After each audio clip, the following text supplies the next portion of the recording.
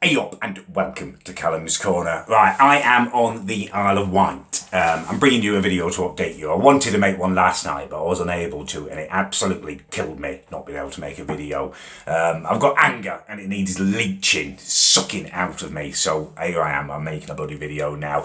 I had the worst journey in the world yesterday coming down to the Isle of Wight. Right, it started before I even got on the bloody train. I was on the bus on the way to Templemead Station, and massive patches of my vision started going, which for me means the onset of a bloody migraine, which is an absolute nightmare. So I got onto the train, I decided to push ahead. Part of me wanted to go home, but I was like, no, I've got stuff to do, you know. So I pushed on to the train, I got on there, and this bloke come and sat next to me straight away in Bristol. All I wanted to do was to close my eyes and be quiet and try and get through this.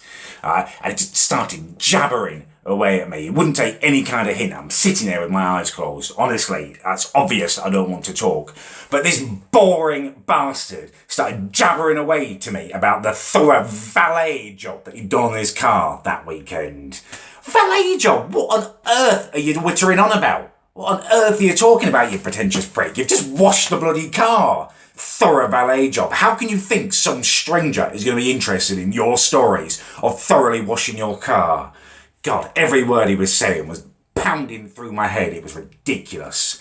Anyway, luckily he got off at Bath, and I'm thinking, right, finally, I've got some peace and quiet. No, it was bad to worse. Out of the bloody fire and into the oil, or whatever they bloody say. Alright. Next, I got this lady coming and sitting next to me, and I was right at the front of the train where there's this gap between me and the bloody wall, and she pushed his buggy on and she came and sat next to me, and it was hell sent. It was awful. All I needed was silence, or as quiet as possible and no light. Alright, and she parks this buggy and just leaves this like 3 or 4 year old toddler in it, and he's going mental. All the way down to bloody Southampton this was going on. He was screaming, screeching. It was awful. It was literally, my head felt like someone had taken out my right eye and put in a sodding summa in there. The pressure was so much, and every time he screamed, it felt like it was going to crack bloody open. And she did nothing. She did absolutely nothing. This little screaming, snot-nosed little thing was just going constantly the whole time, and she was pretending to ignore it. She said to him at one point, no, I'm not going to listen to you, not going to listen. What do you get not going to listen to him?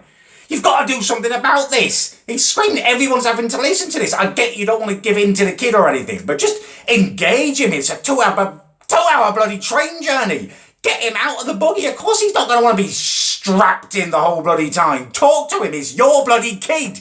Entertain him. And shoving chunks of Mars bar in his mouth every 10 minutes does not constitute entertainment. It's ridiculous. Yes, Mars bars are lovely, they're sweet, they're nutritious and stuff, but the kid does not need that much sugar when he's unable to bloody move. Honestly, it was ridiculous. All of us, everyone on that train was having to endure this. I was having to endure this. Why, as a group, are we enduring this? We weren't involved in a bloody decision making. You didn't consult me when you let your bloody boyfriend chuck his muck up you before he probably went to prison for petty burglary.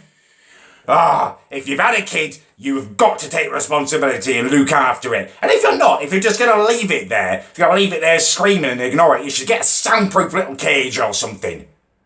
Honestly, it's ridiculous. The world is ridiculous. You need a licence. The RSPCA come and inspect you to have a bloody dog or something, rescue one. Any Tom, Dick or Harry can have a kid.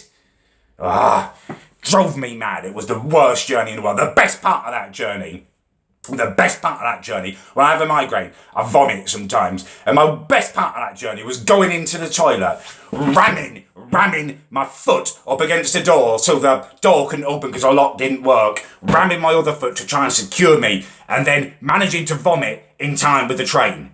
That was the best bit, because there was a little bit of peace and quiet in there. Awful. I wanted to make a video about it last night, but after a migraine, I feel like I've had a stroke. Half my face goes all numb and revolting. Okay, well, I've ranted about it now. I've bleached the anger. I feel slightly better. Right, the holiday starts here. I'm going out now. I'm going to go get an all-day breakfast. Get the vlog started.